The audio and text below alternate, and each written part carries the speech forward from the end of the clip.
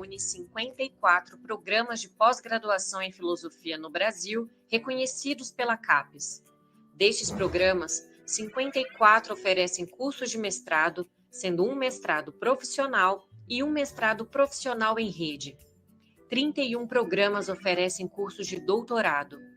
Somos 14 programas na região sul,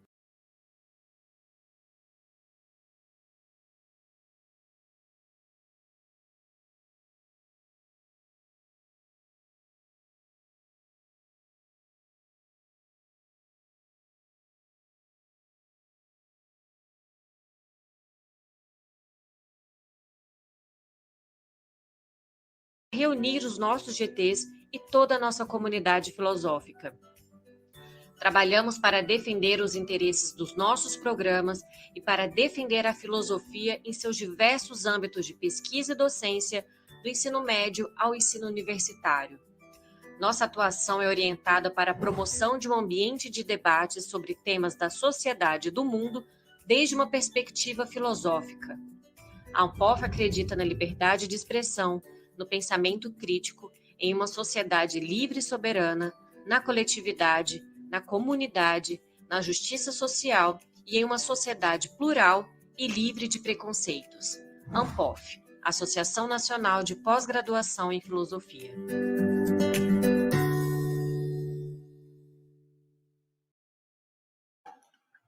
Boa noite, minha gente. Uma alegria estar aqui hoje, nesse evento importante da Ampof, para discutir o texto importante também do Marcos Nobre, nosso colega e amigo, que trata de questões que são cruciais para o Brasil contemporâneo e que certamente nos farão refletir um pouco sobre os rumos que o país vai tomar doravante. É um texto de muito fôlego, que trabalha várias questões e que tem um ponto interessante, a partir do qual eu gostaria até de ouvir um pouco mais Marcos, né? Lembrando que Marcos é o presidente do SEBRAP, ele é também pesquisador 1A do CNPq e tem uma trajetória muito boa, que é uma trajetória que envolve justamente as ciências sociais na sua formação de graduação e a filosofia na sua formação de pós-graduação. É livre docente na Universidade de Campinas, São Paulo, né? E na Unicamp. E é uma pessoa que já escreveu assim muitos livros, artigos importantes, seminais, e que hoje está aqui conosco, né, gentilmente, para discutir um texto, esse último dele, que é sobre um tema visceral, de visceral importância para o Brasil contemporâneo, que é sobre o bolsonarismo e a democracia. Bom, eu queria só passar a palavra para Marcos, né, que está aqui conosco hoje, e dizendo que é muito interessante perceber como essa relação do filósofo com o cientista social, do filósofo com o cientista político, porque o trabalho de Marcos é justamente, né, vou dar um spoiler, claro, né, é um trabalho justamente que faz um enlace de várias questões ligadas à teoria política, às ciências políticas de forma geral, muito diálogo com a filosofia, com a ciência política americana e brasileira, dialogando com vários autores e autoras, e, ao mesmo tempo, sem recusar essa tarefa da filosofia, que é de esclarecer conceitos, produzir reconstruções críticas de um processo, no caso brasileiro, da própria constituição da democracia, e uma tarefa, portanto, de natureza claramente filosófica. Então, Marcos, queria te ouvir um pouco, né, e depois a gente faz um bate-papo. É isso. Muito obrigado, Érico. Realmente, prazer estar aqui. Muito obrigado pelo convite. Agradeço a Ampof, a professora Suzana Castro, a Giovana, que nos dá todo o suporte técnico aí. Então, para que a gente tenha um tempo para poder discutir, para poder receber as perguntas e o debate, eu vou tentar fazer uma apresentação de, no máximo, 20 minutos, em que eu vou tentar enfrentar o problema que você me colocou, Érico, que é justamente da relação do trabalho que eu faço com as disciplinas especializadas das ciências humanas. Né? Isso é uma coisa que eu chamo de teoria política, o que eu faço. Né? Porque a gente tem essas duas balizas grandes, que é a ciência política e a filosofia política, e tem alguma coisa que fica no meio, né? Que é o que eu acho que eu faço. E eu faço do jeito que a teoria crítica faz, né? Que é pensar que toda especialização disciplinar depende de um trabalho de pesquisa interdisciplinar que é orientado para o que eu chamo do diagnóstico do tempo presente, o mais amplo, o mais complexo possível, e, no caso da teoria crítica, um diagnóstico do tempo presente que é orientado para a emancipação, para uma sociedade sem dominação. Então, quando você toma essa atitude, a atitude que Max Horkheimer chama de atitude crítica, que é possível você pensar, então, tendências do desenvolvimento histórico e aquelas encruzilhadas da ação em que a gente apresenta o que a gente acha que são as possibilidades de ação que estão no horizonte, então, que guiam o pensamento, que guiam a prática também. Então, por isso que eu digo que o que eu faço é teoria política, né? Porque é um exercício crítico que fica entre os resultados disciplinares das ciências humanas, de um lado, e um diagnóstico do tempo que visa a emancipação, de outro lado. Então, isso que eu chamo de teoria política não é definido por um certo grau de abstração em relação a essas balizas, mas por um procedimento crítico de avaliação dos resultados das ciências humanas particulares, a partir dessa ideia de diagnóstico do tempo presente, né? Então, por exemplo, a filosofia política, nesse caso, na minha visão, ela tem por tarefa, é uma tarefa auxiliar, justamente de trazer à tona os pressupostos que estão presentes nesses resultados dessas disciplinas particulares. Você mencionou especialmente a ciência política, que é especialmente importante no caso do meu livro, e a partir de revelar esses diferentes pressupostos, mostrar como seria possível estabelecer um diálogo entre disciplinas, entre resultados disciplinares diferentes, que normalmente não são produzidos em conjunto, e, de outro lado, facilitar também essa apropriação teórico-crítica desses resultados, pensando sempre nessa produção do diagnóstico do tempo presente. Então, no caso brasileiro, que é o que eu fiz no livro, mais especialmente, mas não só um debate com a ciência política, e, nesse caso, eu tenho que ser mais concreto, né? Eu tenho que chegar à concretude do resultado. E a concretude do resultado, no caso da ciência política, é o que eu chamo do paradigma do presidencialismo de coalizão. Então, muitas pessoas já devem ter ouvido falar do presidencialismo de coalizão, mas eu digo que se tornou um paradigma, essa maneira de explicar a política no Brasil. E, para isso, eu proponho um conceito alternativo ao conceito de presidencialismo de coalizão, que é o conceito de PMDBismo, né? A partir, claro, do partido PMDB, que ainda bem não existe mais, né? Agora se chama MDB, o que me ajuda, porque separa o meu conceito de um partido determinado. Às vezes as pessoas falavam para mim, você que é um especialista em PMDB, eu falava, não é bem isso que eu queria dizer.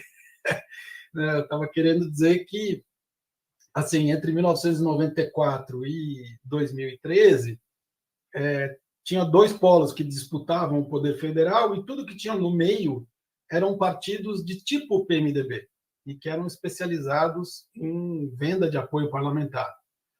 Isso é que é o PMDBismo, né? Como o vencedor leva tudo, né? Quem ganha a eleição presidencial leva tudo que existe até o outro polo.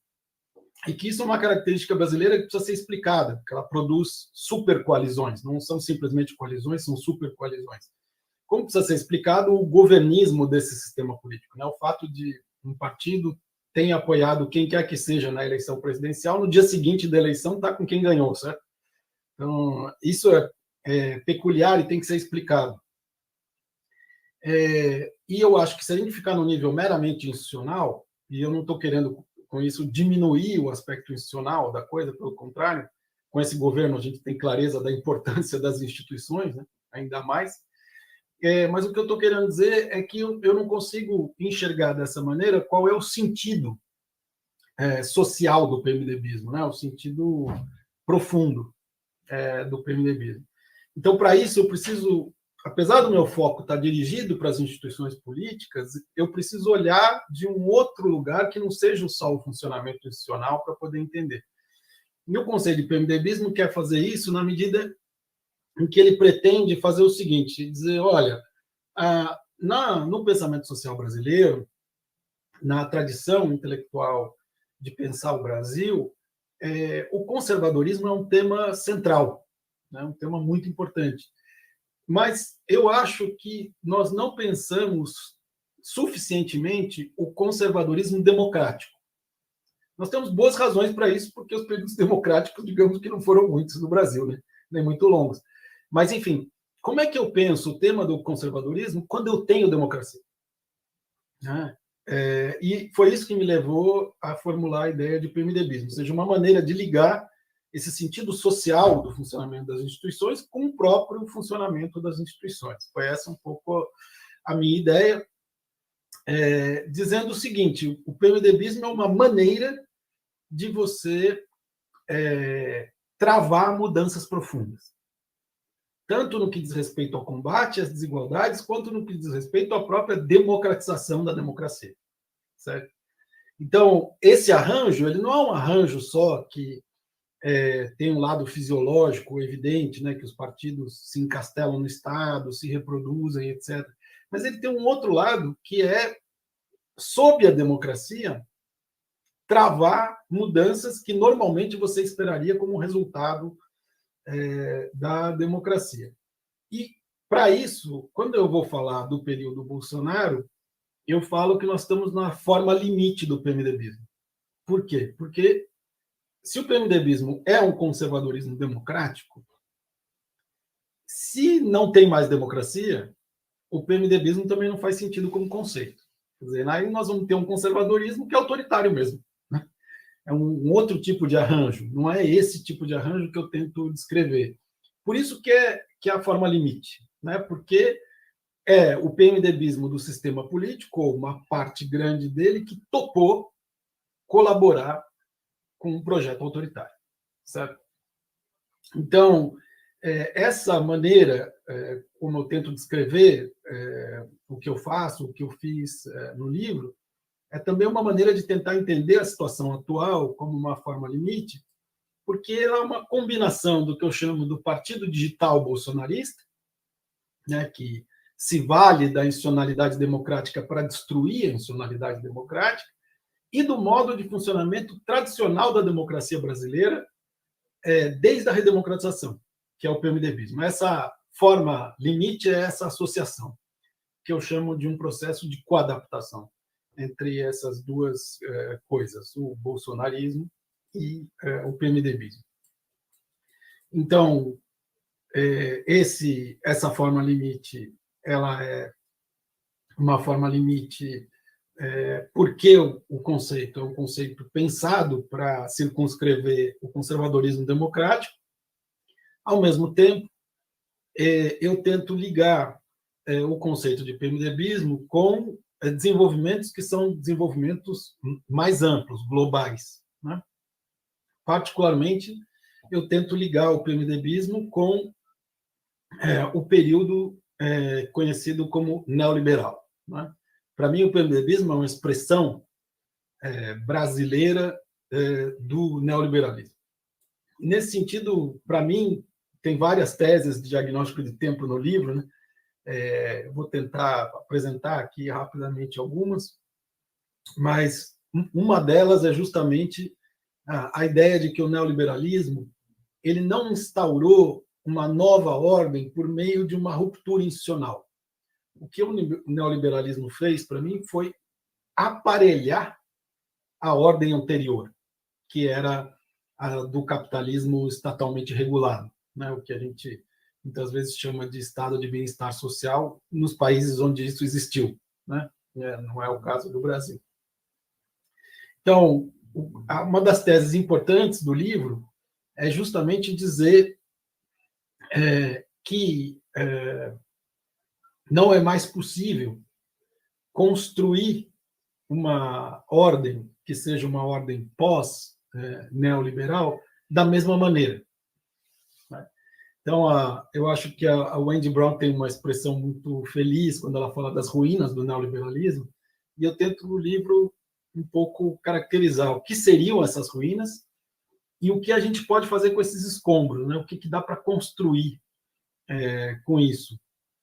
O que eu acho que não dá para fazer é voltar às formas institucionais que a gente teve no pós-Segunda Guerra Mundial, né? Depois de 1945. E isso, justamente, essa impossibilidade de voltar atrás e de estar numa situação em que ou você tem uma regressão autoritária ou você tem um salto adiante. Não tem como você fazer isso num meio termo. Ao mesmo tempo, essa situação em que a gente está agora, na maneira como eu tento compreender, pelo menos, é uma situação em que nós temos de impedir a regressão autoritária e, ao mesmo tempo, dar esse salto. Quer dizer, as duas coisas têm que ser feitas ao mesmo tempo, o que não é nem um pouco evidente. Para poder, então, chegar a esse resultado, eu vou tentar mostrar no livro como o PMDBismo foi a expressão brasileira desse arranjo neoliberal, e vou tentar também, a partir dessa ideia, dissolver o que eu chamo de amálgamas explicativos, de alternativas explicativas, que eu acho que são infrutíferas, né? Que eu acho que elas bloqueiam a compreensão do momento atual, bloqueiam também possíveis saídas, né, para a situação atual. Então, por exemplo, eu tento dissolver um amálgama muito comum, que é o amálgama de junho de 2013 e Bolsonaro, né? Ou o amálgama de Bolsonaro e novas direitas, o amálgama entre presidencialismo de coalizão e democracia, como se ou democracia ou o presidencialismo de coalizão funciona, ou então não tem mais democracia, né? E também de democracia e teorias da democracia, como se as teorias determinam que a democracia, se não funcionar desse jeito, é porque a democracia acabou. Então, também tento defender a ideia de que eu acho infrutífera a alternativa de caracterizar o momento que a gente está vivendo, seja como uma crise da democracia, seja como uma regressão fascista, sem mais, né? E tento mostrar como evitar essas alternativas, esses amálgamas, pode nos permitir uma compreensão mais complexa, eu acho, da situação em que nós estamos. Então, se a gente for resumir o balanço dessas décadas recentes na ideia de que o neoliberalismo não permite projetar nenhuma imagem do futuro, né? Realmente o neoliberalismo é um exterminador do futuro, o seu declínio permite a gente entender que não foram só os últimos 40 anos que se foram com o neoliberalismo, né? Foi todo mundo, todas as instituições do pós-45. E, com isso, também os próprios sistemas políticos. Então, a hegemonia neoliberal, ela produziu o aparente paradoxo da gente ter uma redução do tamanho, do alcance do Estado, juntamente com um enorme aumento do seu aparato repressivo, especialmente visível nas polícias. Não é por acaso que uma das grandes dificuldades das democracias atuais é justamente um controle democrático das polícias, né? Como sempre existe esse problema em relação às Forças Armadas, né? Na história da filosofia nós temos vários exemplos, talvez o Locke seja o grande exemplo ali na Revolução Gloriosa, né? O fato de que colocar sob controle as Forças Armadas a partir do momento em que elas tomam o poder é uma das tarefas mais difíceis que existem. E é a tarefa que nós temos que enfrentar aqui no Brasil também. Para tentar me encaminhar para a última parte dessa exposição breve de algumas das teses, eu chego no tema, Érico, que está ligado à sua questão, que é justamente o do título da série da Unpof, que é a relação com as eleições, né? Então, uma das coisas que eu tento mostrar no livro é que a parcela efetivamente autoritária do eleitorado brasileiro, ela andou dispersa por mais de 30 anos. a gente tem que pensar que não só o Brasil tem uma tradição autoritária longa, mas que também ditaduras demoram para morrer, né? Elas criam efetivamente pessoas autoritárias e que isso é uma coisa que tem que ser superada por muitas e muitas décadas de democracia. E esse eleitorado pós-ditadura militar, ele andou disperso, ele votava no Enéas Carneiro, por exemplo, em 89, em 94. Em 94, o Enéas Carneiro chegou em terceiro lugar, teve 7% dos votos, muita coisa. Mas essa extrema-direita, ela só ganhou cara, só ganhou organicidade, só ganhou o próprio poder federal com o Bolsonaro. E isso está muito longe de ser pouco. Porque, ainda que o Bolsonaro seja derrotado na eleição de outubro, o partido digital bolsonarista vai continuar atuando com grande relevância. E aí é importante também, nesse momento, principalmente no capítulo 2 do livro, eu tento mostrar. O capítulo 1 é mais dedicado à ciência política, aos sistemas políticos, né? E o capítulo 2 é dedicado a entender a sociabilidade digital e como isso altera a maneira da gente fazer política, né? E, particularmente, como a extrema-direita se infiltrou nessa combinação, ali no final da década de 2000, entre digitalização da vida, né, sociabilidade digital, crise econômica e crise de representação, né, que todas as coisas vieram juntas naquele pacote ali da crise de 2008. Isso significa que nós vamos ter uma oposição no Brasil, caso o Bolsonaro seja derrotado na eleição, que é uma oposição desleal, né? Porque não é uma oposição comprometida com a democracia, e que, portanto, pode jogar um jogo diferente como oposição, né? Porque a expectativa de chegar ao poder é uma expectativa para destruir a democracia. Então, você pode usar armas que normalmente não seriam utilizadas por partidos que se colocam no campo democrático. Ou seja, pela primeira vez desde 2003, quem ganhar a eleição vai ter que enfrentar uma oposição mobilizadora com capacidade para, em algumas circunstâncias, emparedar o governo, né? Porque o Partido Digital Bolsonarista tem muita organização, muito engajamento, muita capacidade de mobilização. Em princípio, um eventual governo Lula deveria ser levado, por essa razão, a abandonar o modelo do PMDBismo, justamente, né? Porque esse modelo é um modelo que seria o ideal para ser atacado pelo Partido Digital Bolsonarista. E também significaria uma certa incapacidade da gente sair do buraco onde a gente está. Mas pode ser que ele seja retomado, né? Se for retomado, eu acho que nós estamos numa situação que vai ser uma situação muito complicada. Então, a gente sabe que depois de 4 anos de destruição, no nível que a gente tem do país, da economia, da sociedade, das instituições, reconstruir em 4 anos é muito difícil, né? Então, não só se o Bolsonaro perder a eleição, quem ganhar tem que levar a eleição, tem que tomar posse e tem que conseguir governar, o que não é nem um pouco evidente. Mas mesmo que isso aconteça, o Bolsonaro, o Partido Digital Bolsonarista ou qualquer um dos filhos, porque é um clã, né, vão estar lá esperando para colher os frutos que eles plantaram, que é a destruição que fizeram nesses 4 anos. Então, ao lado de uma direita democrática que vá se construir fora do bolsonarismo, porque o problema da direita no Brasil é esse, é que ela é hegemonizada hoje pela extrema-direita, né? Quer dizer, ou surge uma direita que seja capaz de, juntamente com a esquerda, isolar a extrema-direita, porque esse é o pacto democrático. Além dessa exigência, ou seja, dizer para a direita brasileira: olha, não dá para cometer os erros sucessivos que vocês cometeram entre 2014 e 2022.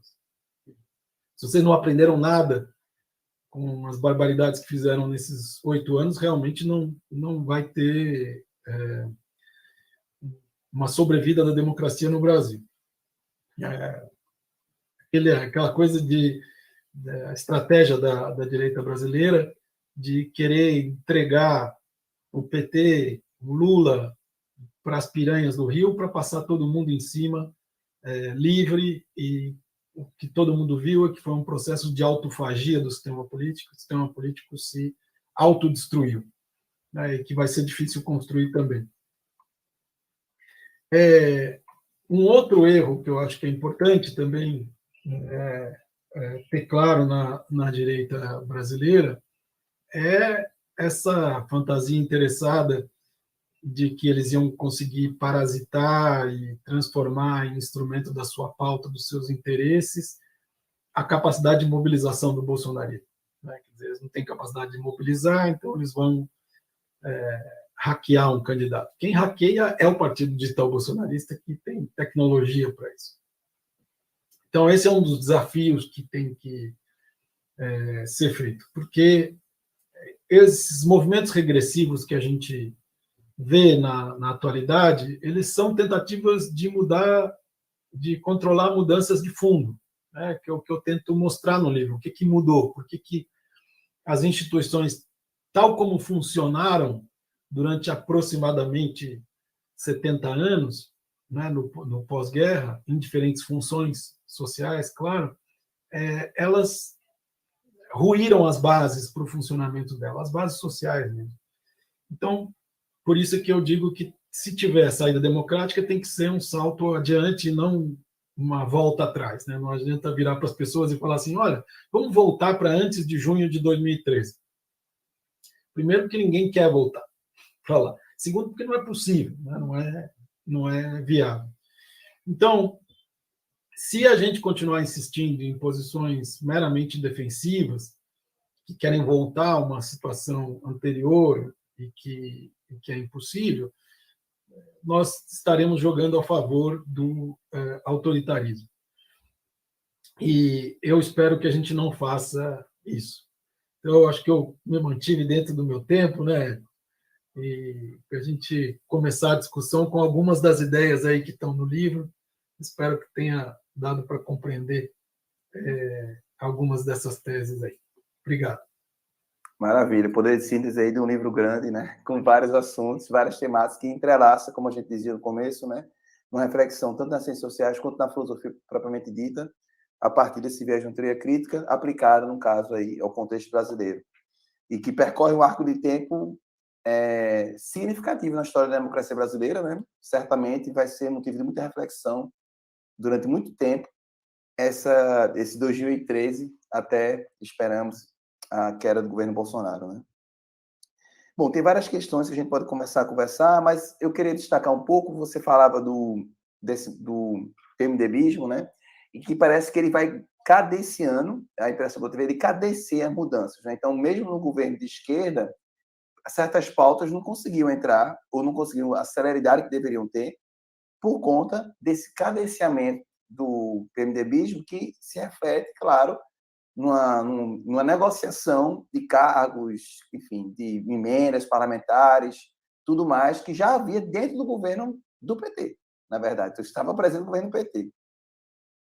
Quando veio o governo Bolsonaro, né, o governo Bolsonaro continua, ele assumidamente assume essa lógica que vocês chamam do PMDBismo, né? Algumas pessoas falaram de Centrão, Arenão, enfim.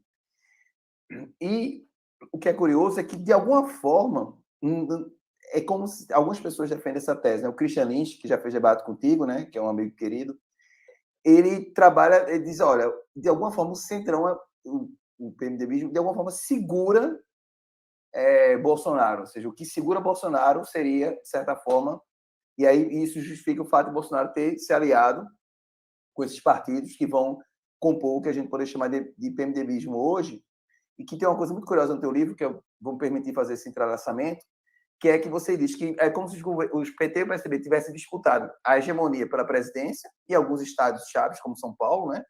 Mas que vários estados foram meio que sendo motivo de negociação, e esses estados começaram a ser governados por vários partidos né? E você tem um sistema que você avalia muito bem no seu texto, no seu livro, que é uma fragmentação da política partidária brasileira que torna muito difícil um projeto político que não seja estritamente fisiológico. Você vai ter um partido ideológico, que é o PT, né, com os partidos de esquerda orbitando ali, e a extrema-direita tomando conta da direita, como você disse, inclusive, agora, né, sendo, portanto, determinando a pauta da direita. Então, até a pauta neoliberal de um Paulo Guedes, né, que alguns liberais acham interessante, elogiavam, né, pessoas que elogiavam Paulo Guedes, assim, que se dizem liberais, e esses liberais que elogiavam Paulo Guedes, eles de alguma forma se sentiam contemplados ali, mas Bolsonaro nem isso, né, Paulo Guedes simplesmente sumiu do mapa, né, da discussão, e o Bolsonaro assumiu essa vocação, ele verbalizou isso em certa vez, né, que é do centro, que é isso mesmo, e tá tudo,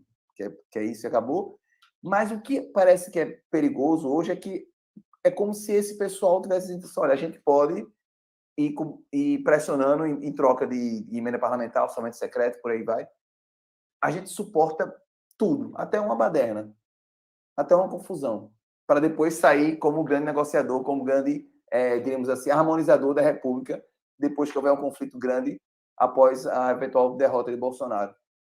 Então, parece que esse PMDBismo ele vai ganhar mais força ainda, tanto no desfecho do governo, quanto no próximo governo no Estado Democrático. Parece que não só o bolsonarismo continuará, né? Eu lembro de Brizola dizendo, filhotes da ditadura, né? Brizola dizia isso.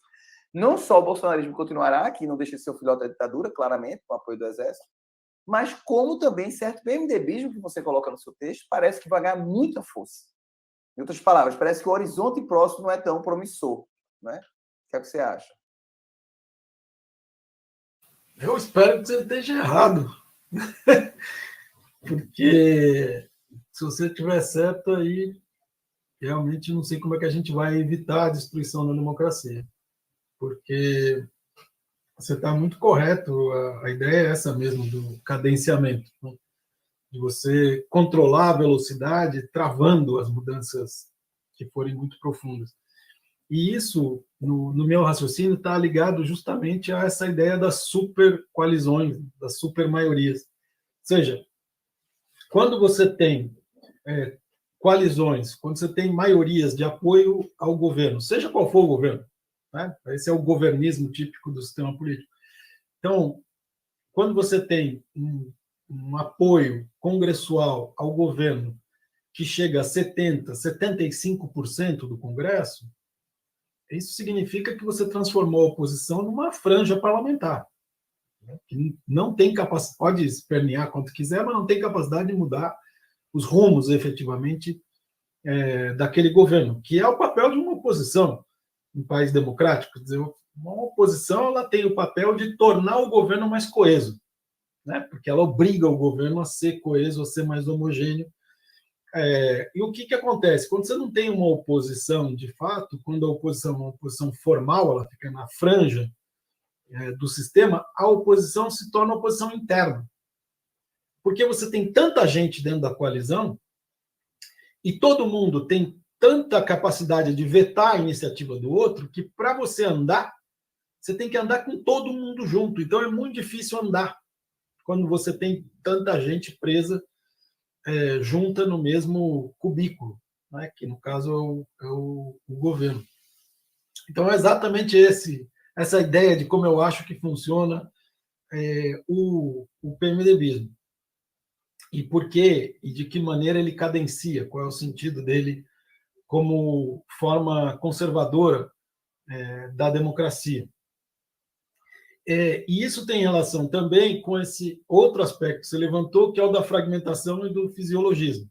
Porque é muito difícil governar no PMDBismo, porque você tem uma quantidade muito grande de partidos, de interesses, que você tem que harmonizar, e todo governo tem que encontrar uma agenda transversal, ou seja, Ministério da Saúde, Ministério da Defesa, da Educação, da Infraestrutura, eles têm que ter uma agenda que seja uma agenda que ligue as políticas, né, de uma maneira coerente. Isso é muito difícil, quando você tem essa dispersão e essa fragmentação. Mas o problema não é só esse, o problema é que é um modelo que estimula a fragmentação. Né? Como eu disse no meu livro anterior, no Imobilismo em Movimento, não é só um sistema fragmentado, é um sistema fragmentário. Ele tende à fragmentação.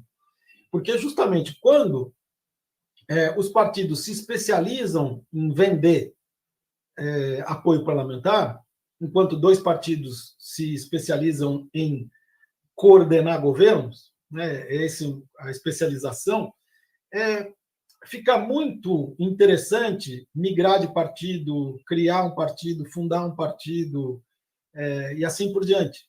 Ou seja, você ter um estímulo à própria fragmentação. E isso torna cada vez mais ingovernável o país e inadministrável a coalizão. Então, claro que o Centrão, como você mencionou, tem várias caras. Né? Muitas vezes o Centrão é o que eu chamo de PMDBismo. Né? Na Constituinte era uma coisa, com Eduardo Cunha é outra, com Arthur Lira é outra coisa, com Rodrigo Maia na presidência da Câmara era outra. Né? Então tem várias caras. Esse Centrão é um Centrão que eu chamo de carcará, pega, mata e come. Né? Aquele Centrão que está disposto, que topa o risco autoritário para conseguir o que quer. Né? Então, eu acho que essa maneira de administrar governos no Brasil, ela não tem mais como se sustentar.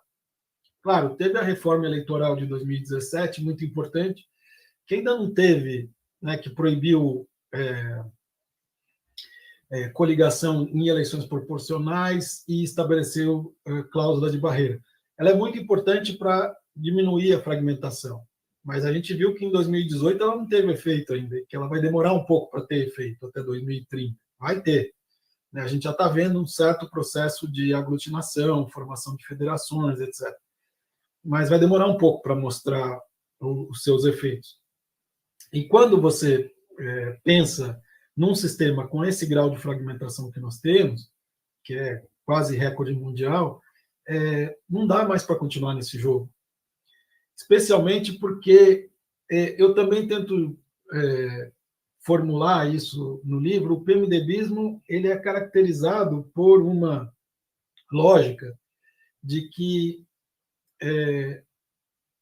você não pode impor perda a um grupo, você não pode impor perda a um grupo social, a uma classe. Ou seja, para que alguém ganhe, todas as outras pessoas têm que ganhar também. Elas podem ganhar menos ou elas podem ganhar mais, mas elas têm que ganhar. Esse é o acordo do PMDBismo. Quer dizer, para a gente se mover, a gente se move devagar, porque todo mundo tem que ganhar junto. Não dá para você impor perda. E nós chegamos num momento em que tem que impor perda. Quer dizer, que esse jogo não funciona mais. Quer dizer, ou você diz é preciso fazer uma reforma tributária efetivamente redistributiva no país, ou então nós não vamos sair de onde nós estamos. Né? Se você não tiver, de fato, uma reforma política em que o sistema político se abra para a sociedade, porque hoje é um muro de 40 metros inexpugnável, né? O sistema político, ou então nós vamos ter dificuldade do ponto de vista da diminuição das desigualdades democráticas, vamos dizer assim. Né?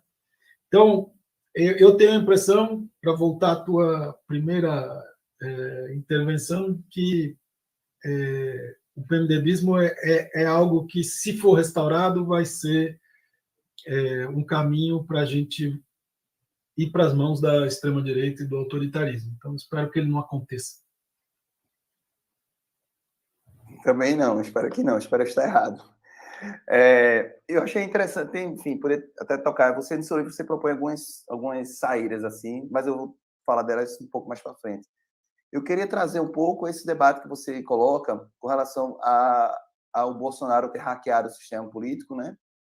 E isso é uma coisa muito interessante, você trabalha isso no seu livro, e é perceptível como várias pessoas achavam que iam dominar Bolsonaro. Né? Todo mundo achou que as instituições iam dominar Bolsonaro, e cada vez que se diz isso, ele faz algo ainda mais radical, como chamar os embaixadores para falar que o Brasil não dá para confiar no sistema de votação no Brasil. Então, isso é Então, ele hackeia o sistema em benefício próprio, não necessariamente ideológico, muitas vezes é um puro se proteger a família dele, coisas assim bem pequenas, né? Mas parece que você coloca no seu texto que o próprio neoliberalismo também hackeia o Estado, né? Ou seja, parece que há dois hackers e que isso é muito visível se a gente percebe, por exemplo, que bolsonarismo e neoliberalismo estão presentes nesse governo Bolsonaro, né? Paulo Guedes sendo essa figura neoliberal e o Bolsonaro, né, representando esse bolsonarismo. Ambos hackeiam o sistema e parecem fazer jus àquela tese brisonha de que a pessoa liberal na economia e conservadora nos costumes. Parece que é justamente esse amálgama, para usar uma expressão que você trouxe no seu trabalho, no sentido de desfazê-las, né?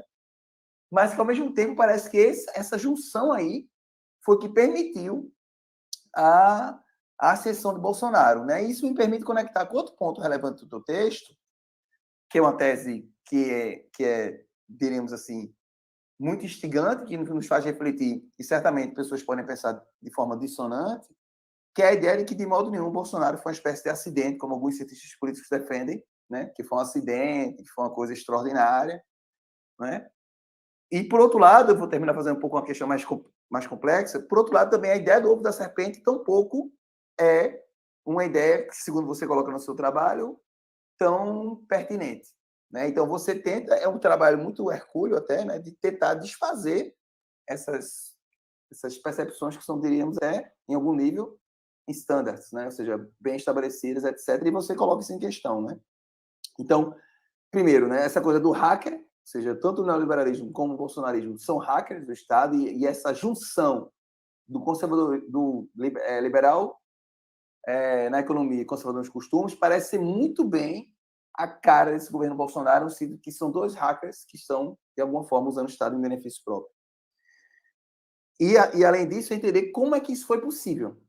Né? Como é que foi possível Bolsonaro ganhar a eleição sem tomar a tese do acidente, do extraordinário, mas sem tampouco tomar a tese que estava tudo ali em 2013 estava Bolsonaro já eleito, né, contra Haddad, e Lula já teria sido preso e tudo mais. Então, eu acho que talvez pensar essas questões aí que estão presentes ao longo do teu livro, né, tentar falar um pouco sobre elas agora. Obrigado, Eric, porque isso me dá a oportunidade de falar sobre um ponto que é realmente fundamental, que é quando o neoliberalismo está em crise, ou seja, nessas ruínas, uma das maneiras de você mantê-lo em algum nível é a saída autoritária. Então, não é casual essa associação. Quer dizer, eu não quero dizer com isso que não existam muitos modelos competindo globalmente sobre o que pode ser uma nova institucionalidade democrática. Também estão em competição quanto ao que pode ser uma nova institucionalidade autoritária. Né? Então, nós temos o modelo chinês, o modelo da Índia, o modelo da Hungria, o modelo Donald Trump, né? Da mesma maneira como tem o neoliberalismo 2.0 na França, por exemplo, com o Emmanuel Macron. Né? Então, do mesmo lado, tem também modelos democráticos novos, como o do Chile, por exemplo, né? Que está trazendo. Então, no momento em que o neoliberalismo está claramente em declínio, está numa situação de incapacidade mesmo de conseguir manter a sua hegemonia, o autoritarismo pode ser uma saída, né, para manter. O capitalismo já demonstrou que não tem problema, né, de ser autoritário, embora os liberais achem que existe uma ligação interna entre capitalismo e democracia, não existe. Né? Então, o que existe são, vamos dizer, certas acomodações, né, entre capitalismo e democracia. Isso tem que ver muito com o hackeamento, porque uma das coisas que para mim é muito importante é entender como é que a extrema-direita funciona em nível global. Né? Como é que ela hackeia as instituições existentes, especialmente partidos, por exemplo. No caso do no caso dos Estados Unidos, como tem um sistema em que só 2 partidos são realmente competitivos, existem muitos partidos nos Estados Unidos, mas só 2 são realmente competitivos, né? Já tentaram algumas vezes fazer um terceiro partido e não conseguiram furar esse bloqueio. Então, isso obriga, por exemplo, um autoritário como Donald Trump a escolher o Partido Republicano. Nesse sentido, ele tem mais freios, né, do que o Bolsonaro. É uma das coisas que eu tento... Porque, como o PMDBismo domina o sistema político brasileiro, você tem uma quantidade de partidos para hackear à sua disposição que é muito grande. Você pode até escolher um partido, por exemplo, que tem o número 22, porque o ano é 2022. Né? Você pode chegar a esse ponto de elaboração. Não digo que seja só por isso que foi escolhido o PL, mas com certeza foi uma das razões. E, num caso, quando você tem um partido estruturado, que tem 2 séculos, etc., você pode hackear, mas o partido te coloca algum freio. Então, isso é uma diferença muito importante entre o partido digital bolsonarista e o trumpismo. Isso, eu acho que se liga a essa tua observação sobre não foi nem acidente nem o ovo da serpente, porque foi um projeto, né? Foi muito organizado. Quer dizer, Bolsonaro começa a digitalizar a sua vida política em 2013, quando ele abre a página no Facebook, e ele vai progressivamente construindo uma rede, um contrapúblico, como diz o pessoal do Núcleo Direito e Democracia, lá do SEBRAP, do qual eu participo, né? Então, Jonas Medeiros, o Rurion Mello, Adriano Januário, a Camila Rocha, enfim, Márcio Moreto, um contrapúblico de extrema-direita que se organiza nas redes e que se organiza muito bem, né? E que tem um paralelo justamente nos Estados Unidos, quando a gente vai ver a atuação do Steve Bannon, né? Que entrou na comunidade gamer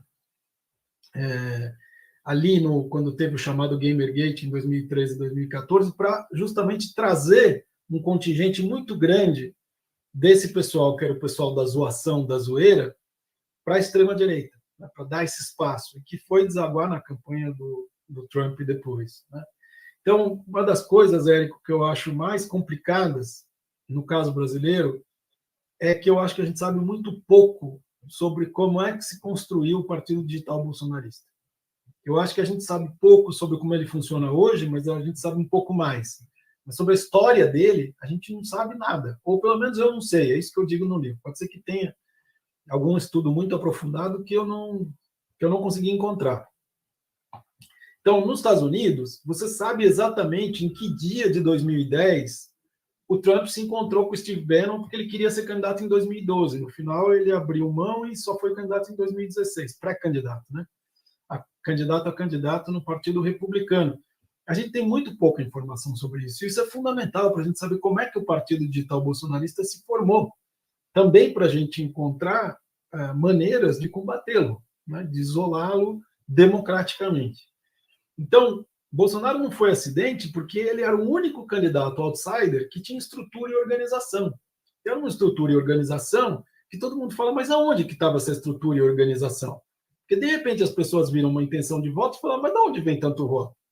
Vem do fato que você tinha uma esfera pública paralela, construída paralelamente, certo? Que é um trabalho de formiguinha político, que a gente chamava antigamente de trabalho de base. Né?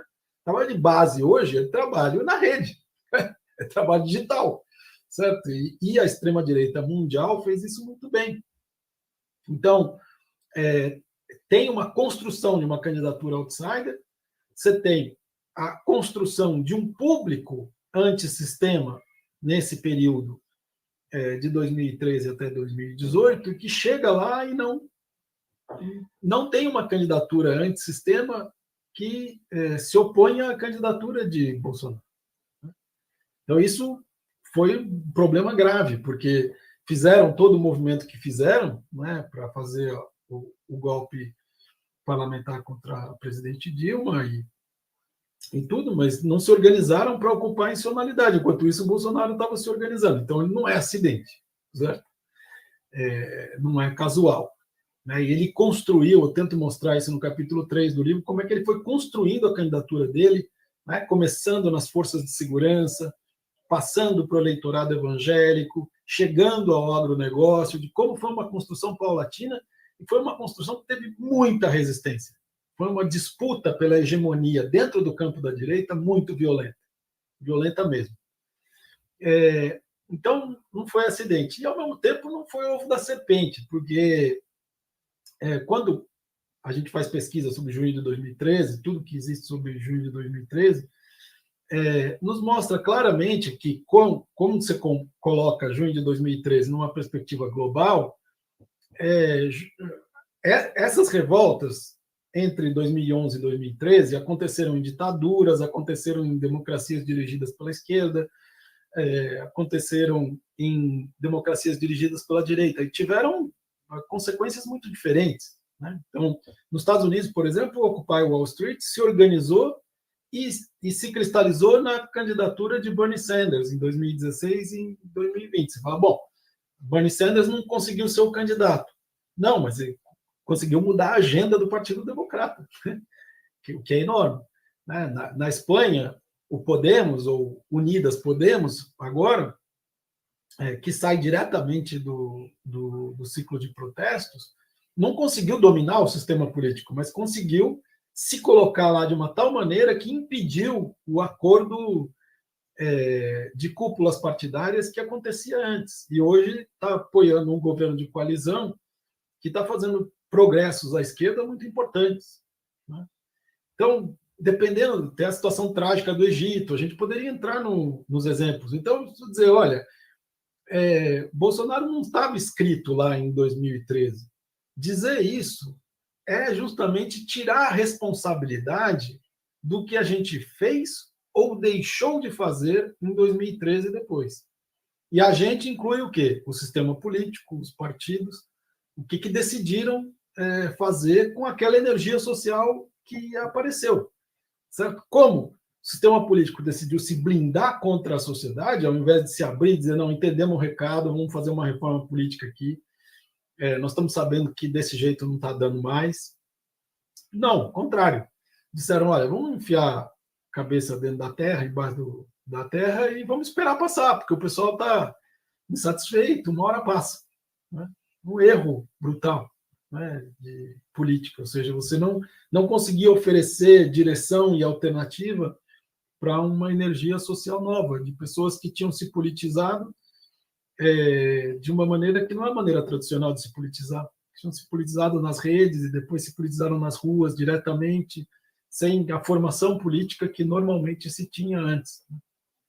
Então, acho que eu fui muito longo, né, nesse comentário, do seu comentário, Érico, desculpa. Tá ótimo, tá maravilhoso. É um pouco isso, né? E como esse trabalho que a gente chamava, você usou a expressão formiguinha, né? Trabalho de base que era usado, foi feito de forma digital e também na aproximação com o partido fardado, como o pessoal diz, né? Do qual Bolsonaro é uma espécie de líder sindical, e a igreja que Bolsonaro, de alguma forma, que nem evangélico diga-se de passagem, né? Ele é católico, mas ele vai lá e se apropria desse discurso e, de alguma forma, também mostra que o Brasil tem uma parcela bastante conservadora. Talvez isso não tivesse claro para a gente antes de Bolsonaro. No seu livro você mostra muito bem isso, né, que o Enes teve a terceira votação com 7%, mas o perfil do bolsonarismo é muito próprio. Assim, há um germe ali em Enes, mas parece que o Bolsonaro abre um horizonte de ressentimentos com relação até à própria universidade, né, essa formação paralela, a crítica à universidade muito clara, né, essa retomada da guerra ideológica que supostamente a direita perdeu a guerra ideológica, segundo a fantasia deles, e na universidade só se estuda comunismo, esquerda, etc. e tal, né? Então, essa perspectiva ideológica e religiosa, ela entra com mais determinação em Bolsonaro do que estava em Enes. Né? Então, talvez isso seja também uma das razões pelas quais ele tenha evoluído muito do ponto de vista de ganhar uma eleição, né? De chegar a ganhar uma eleição hegemônica, o que é algo muito chocante. Na França, com toda a dificuldade, a França não elegeu a extrema-direita, né? E aqui no Brasil a gente elegeu. Isso é uma questão que não dá para de fato, não discutir, não pensar ela, né? Mas temos perguntas do público também. É uma pergunta do Ivan Rodrigues. Ele diz o seguinte: olha, professor Marcos, obrigado pela sua fala e pelo seu livro. Num país em que florescem o neoliberalismo, o PMDBismo e o bolsonarismo, a democracia pode funcionar como motivação ideológica aglutinante para a defesa da própria democracia? A democracia já não se encontra bastante enfraquecida socialmente? O que poderia motivar os cidadãos brasileiros a defender a democracia brasileira hoje? Né? Pode responder, Marcos. Essa é a grande questão, né? Porque que há uma crise de legitimidade da democracia está evidente, né? E por boas razões, porque a nossa democracia não foi e não é uma democracia muito democrática. E justamente a extrema-direita se vale de fatos reais, né, para atacar a democracia e dizer que, por isso mesmo, ela deve ser abolida, né? Então, a extrema-direita tem essa característica histórica, né? Ela se apoia em déficits reais da democracia, em déficits reais das instituições, no sofrimento social das pessoas, né, para se estabelecer. Então, é um fato que a gente tem que reconstruir. Agora, se a democracia, enquanto tal, pode mobilizar as pessoas, uma parte das pessoas, sim, né, porque existe uma parte das pessoas que tem alto grau de engajamento político no cotidiano. Não é uma grande maioria, né? Existem diferentes estimativas sobre isso, mas algo como 5% do eleitorado. Parece pouco, mas quantitativamente é enorme. 5% do eleitorado de pessoas engajadas profundamente com política. Tá? Para essas pessoas, defender a democracia ou atacá-la é uma coisa que mobiliza. Aí você fala, bom, mas e os outros 95% da população? Não, então, justamente, depende de como você apresenta essa defesa. Certo? Quer dizer, a defesa da democracia ela não pode ser abstrata, ela funciona abstratamente para algumas pessoas, que são essas pessoas que se engajam diretamente com política, cotidianamente, etc. E tal, né? E que aumentou bastante no Brasil, né? Nos últimos anos aumentou bastante esse engajamento. Mas está sempre ligado a alguma coisa, né? A democracia ela tem que estar ligada à possibilidade de você dizer, olha, se você não tem democracia, a possibilidade de você protestar contra as condições de vida absolutamente injustas em que você vive diminui muito, né? Então, a mobilização não é só a democracia sempre unida a determinadas bandeiras, que são bandeiras muito concretas da vida. Porque também democracia como conceito, né, mobiliza algumas pessoas, mas não muitas, e por boas razões as pessoas não se mobilizam simplesmente pela democracia, né? Porque democracia não pode ser uma palavra vazia. Democracia tem que estar ligada à vida cotidiana. E se essa ligação se perde entre a vida cotidiana e a democracia, daí realmente a democracia perdeu o lastro social, como eu acho que você quis dizer, Ivan. Maravilha. Temos mais duas questões aqui, Marcos. Uma é a questão de Agnes Souza, né? Ela dá parabéns pela obra, agradece as contribuições também, e te pergunta o seguinte: você acha que as mídias sociais de direita terão a mesma intensidade de 2018? É uma pergunta que ela coloca. Como a próxima pergunta é um pouco diferente, ou vamos ficar com essa pergunta dela, né? Para falar um pouco disso, talvez. Tá, ok. Obrigado, Agnes. A questão da intensidade ou da influência, eu acho que tem que ver com a situação de 18 e a situação de 22. Eu vou tentar me explicar. Em 2018, teve um elemento que era um elemento surpresa. Né? Então, assim, algumas pessoas tinham avisado já, né? Olha, essa eleição vai ser a eleição do WhatsApp, essa eleição vai ser uma eleição muito apoiada em redes, etc. Mas não era uma coisa que parecia evidente. Né? Se você se lembrar, o candidato Geraldo Alckmin, por exemplo, ele dizia, não, eu preciso ter um cabo eleitoral lá em Cruzeiro do Sul, no Acre, distribuindo um santinho meu, em 2018. Daí você olha e você fala, bom, teve alguma coisa que você não entendeu o que aconteceu, né? Então, assim, mas esse raciocínio não era só dele, era do sistema político inteiro. Falou assim, olha, a hora que entrar o dinheiro, a hora que entrar o tempo de TV, o tempo de rádio, aí muda tudo. Não, porque tinha mudado alguma coisa ali na base, na sociabilidade. Então, eu acho que o peso vai ser igual ou maior. Agora, nós já estamos esperando isso. Então, isso tem um efeito psicológico importante, porque as pessoas também foram se acostumando à ideia de que a política é uma política digital. E que, portanto, elas vão olhar o que elas recebem por WhatsApp ou o que elas recebem nas plataformas sociais de uma outra maneira. Além disso, o Bolsonaro não vai estar sozinho no jogo. Tudo bem, ele continua ganhando o jogo digital. Isso aí eu acho que ninguém duvida. Mas ele tem agora adversários, né, que estão se organizando também nesse campo. Então, eu diria isso. Eu diria, olha, eu acho que a intensidade vai ser a mesma, mas não vai ter nem o elemento surpresa e nem o grau de desequilíbrio que teve em 2018. Então, não sei se foi muito clara a minha resposta, mas foi assim que eu interpretei. Muito bom, né? E perceber também que tem muita gente financiando esse tipo de mídia digital, né? Esse partido digital é financiado, como você coloca no seu livro, né? Enquanto nos Estados Unidos a gente consegue mapear melhor isso, porque tem muito texto sobre isso, no Brasil a gente tem dificuldade de mapear isso.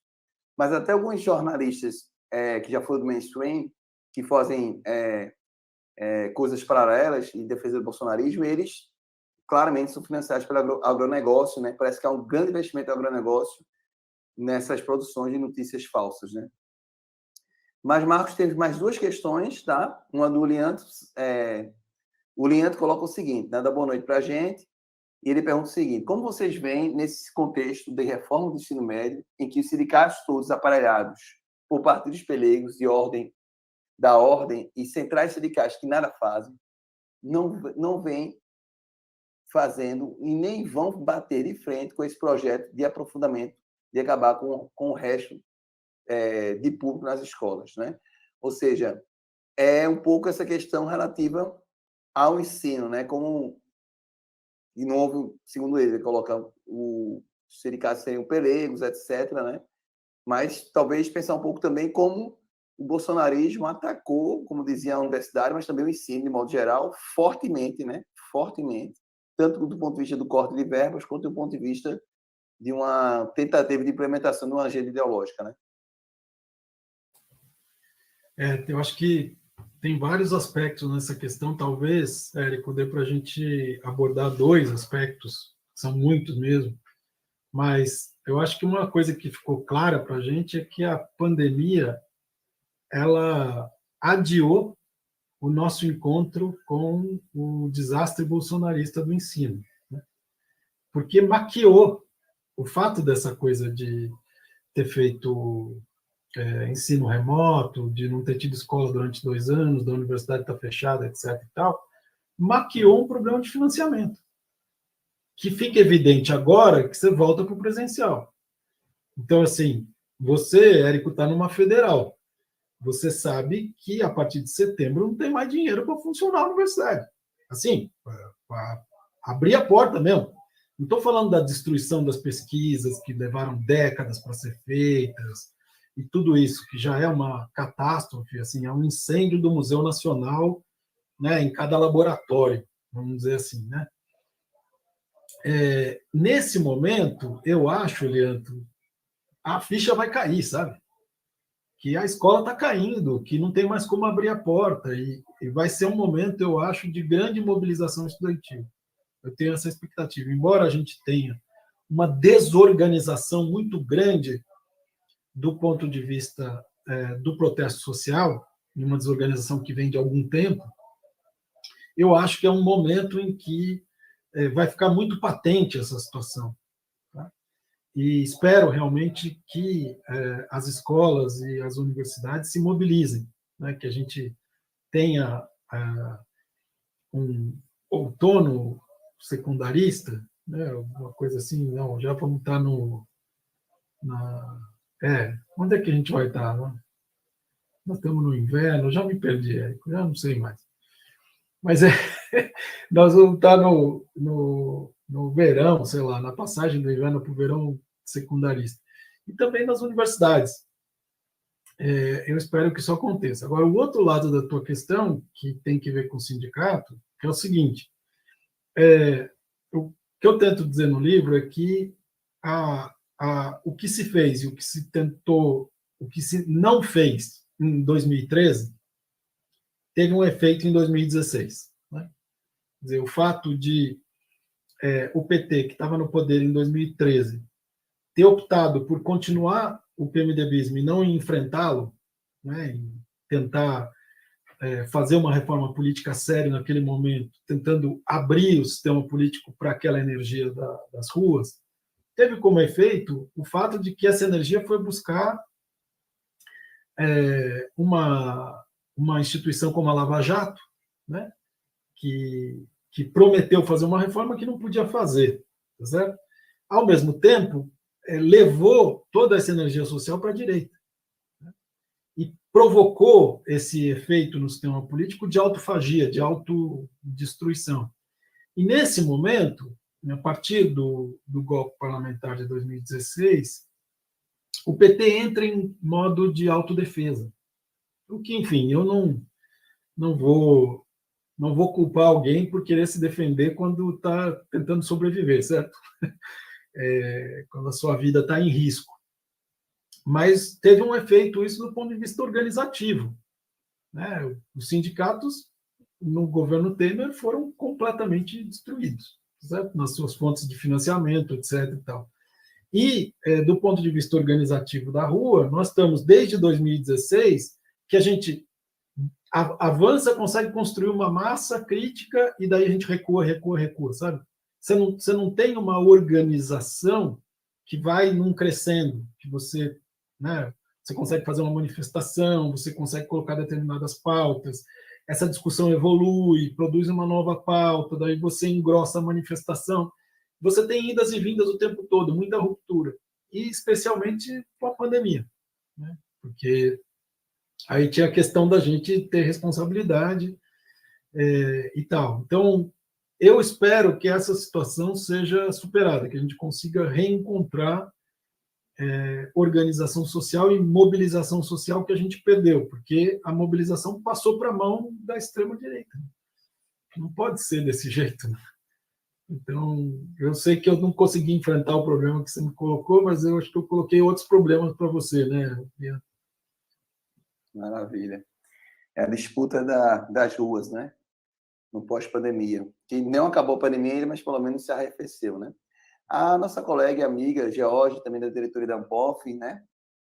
A Georgia Mitrano, ela diz o seguinte: primeiro, Marcos, parabéns, né, por mais esse livro, essa importante análise, mas queria ouvir um pouco, Marcos, sobre progressismo, entre aspas, PMDBismo e o neoconservadorismo e como, pensado no seu livro Imobilismo em Movimento, onde você confirma que nosso país convive com a cultura do baixo teor democrático, que permitiu brindar o país contra transformações sociais mais substantivas. Esse brindar hoje significa devastar, e como esse neoconservadorismo, com alcunha pseudo-cristã, é mais que a ponte que leva à devastação, já que estamos para além da linha limítrofe da postura antidemocrática. Essa é a questão, né, Jorge? Obrigada. É a questão que a gente tem que enfrentar, porque, de um lado, Bolsonaro se elege como um antissistema, e ele governa como um presidente antissistema. De outro lado, ele foi altamente funcional para o sistema político. Por quê? Ele acabou com a Lava Jato. Né? Então, Bolsonaro é o Berlusconi brasileiro. Né? E Berlusconi precisou de 2 mandatos como primeiro-ministro, como você sabe muito bem, para matar a mãos limpas. Né? Então, o caso brasileiro é extraordinário, porque o Berlusconi foi em 94 e depois 2001. Né? Foi um longo processo para destruir a mãos limpas. No caso brasileiro, foi muito rápido. E foi muito rápido porque o Bolsonaro ele contou com o juiz da Operação Lava Jato para matar a Lava Jato. Tá certo? Então, não estou aqui fazendo juízo de valor sobre a Lava Jato, a gente sabe todas as barbaridades que foram perpetradas. Estou querendo só analisar, do ponto de vista político, o que isso significou. Quer dizer, o sistema político entrou em modo de autodefesa desde que a Lava Jato tomou corpo ali por 2015 e tentou matar a Lava Jato até 2018, não conseguiu, e quem fez isso foi o Bolsonaro. Né? Então, alguém que se elegeu em nome da Lava Jato, que pegou o voto lavajatista e matou a Lava Jato. Né? Se você for olhar retrospectivamente, você vai ver que depois de abril de 2019, ou seja, depois do 4º mês de mandato de Bolsonaro, não tem mais nenhuma operação da Polícia Federal, ninguém é preso. Então, é como se o Antônio de Pietro, né, na Itália, estivesse junto com o Berlusconi no mesmo governo e tivesse matado a operação. Porque daí você vai lá, aparelha a Procuradoria-Geral da República, etc. E tal. Então, desse lado, o Bolsonaro foi muito funcional para o sistema político. É certo? Agora, ao mesmo tempo, ele cobrou do sistema político esse tipo de acordo. Ou seja, eu faço isso, mas vocês topam um governo que quer implantar uma ditadura no país, seja que cara tenha essa ditadura. Né? Então, quando a gente está pensando nesse blindar hoje, você tem toda a razão, esse blindar hoje é devastar. Né? Agora, é devastar em vista desse projeto autoritário. Ou seja, se a gente for tomar o script de todos os autoritários da década de 2010, no primeiro mandato você mina a confiança na democracia, nas instituições democráticas, você vai destruindo a legitimidade dessas instituições, e no segundo mandato você fecha o regime. Essa é a fórmula. No caso dos Estados Unidos, por exemplo, não deu certo porque o Trump não foi reeleito. Mas ele continua lá aguardando para ser candidato de novo. Né? Quer dizer, olha, vocês me elegeram da primeira vez, podem chamar de acidente e tal, se me elegerem de novo, porque querem uma ditadura mesmo. Então, assim, não tem muita dúvida. No caso brasileiro é algo parecido. Quer dizer, a devastação, ela faz parte desse primeiro mandato. E, ao mesmo tempo, é um legado que o Bolsonaro deixa. Porque quem é que vai conseguir reconstruir esse país em 4 anos, depois da destruição que ele fez? Então, ele vai estar lá para colher o que ele plantou, que é a destruição. Né?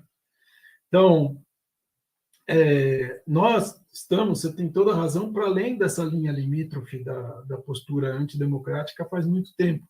Mas, ao mesmo tempo, teve uma coadaptação, como eu chamo, entre Bolsonaro e o sistema político.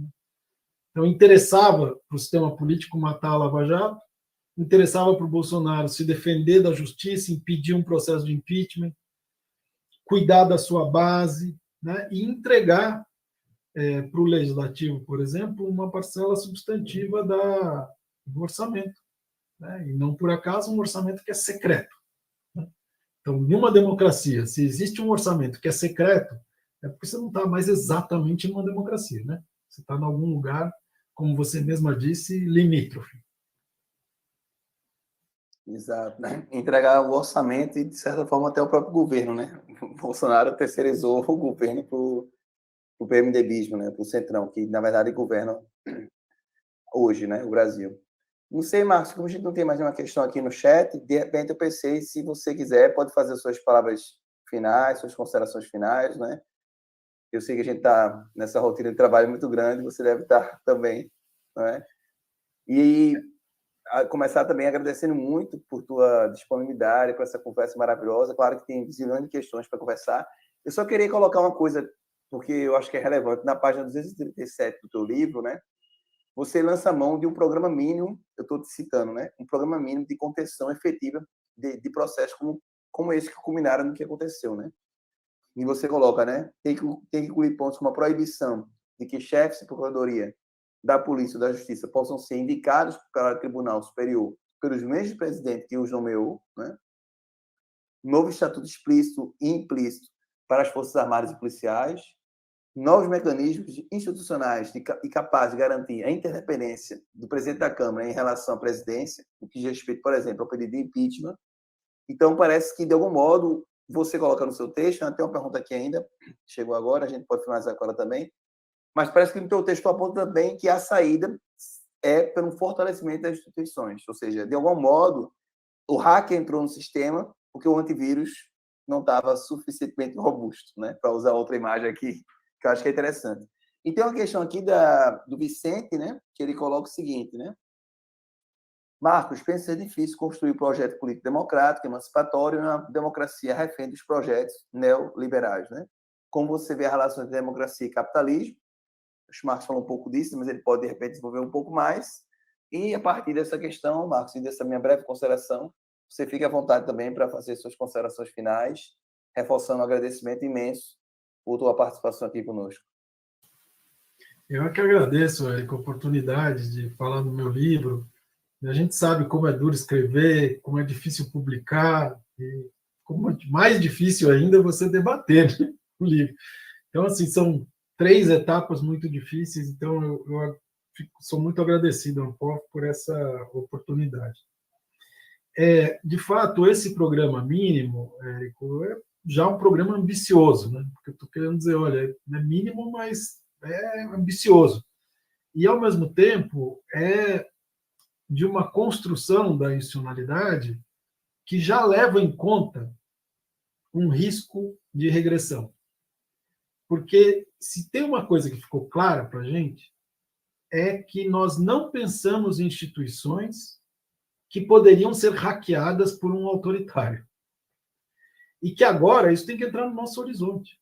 Então, nós temos, quando a gente for reconstruir, nós temos que reconstruir de tal maneira a impedir que esse risco se repita. Então, acho que é nesse sentido que eu falei desse programa mínimo, que é um programa dificílimo, mas que é necessário, porque as nossas instituições não passaram no teste, né, no teste do hacker autoritário. Como você falou, o antivírus não foi suficiente.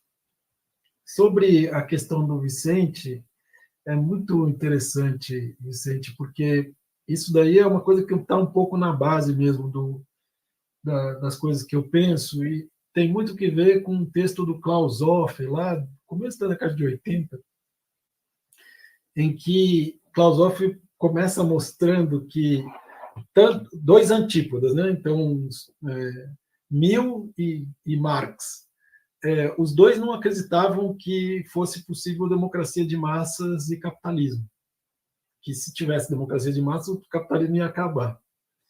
E não foi isso que aconteceu, né? Então, teve processos de compatibilização entre democracia de massa e capitalismo, nem sempre muito bem encaminhados, como é o caso, por exemplo, do nazismo e do fascismo. Nasce essa democracia de massa e, ao mesmo tempo, você tem uma regressão autoritária brutal e uma guerra planetária como a gente nunca tinha visto. Eu parto desse princípio de que democracia e capitalismo são incompatíveis, mas que a luta política vai fazendo com que eles sejam compatibilizados a cada vez. Mas, de fato, eu acho que um projeto emancipatório é um projeto necessariamente democrático e que o capitalismo jamais vai poder ser isso, né, na sua estrutura. Então, eu parto um pouco dessa ideia, acho que você tem toda a razão de colocar esse problema aí para mim. E com isso, sei lá, me despeço, Agradeço mais uma vez pelo convite, a participação de todas as pessoas que estiveram aqui. Obrigado, Érico. Espero que a gente se veja em breve.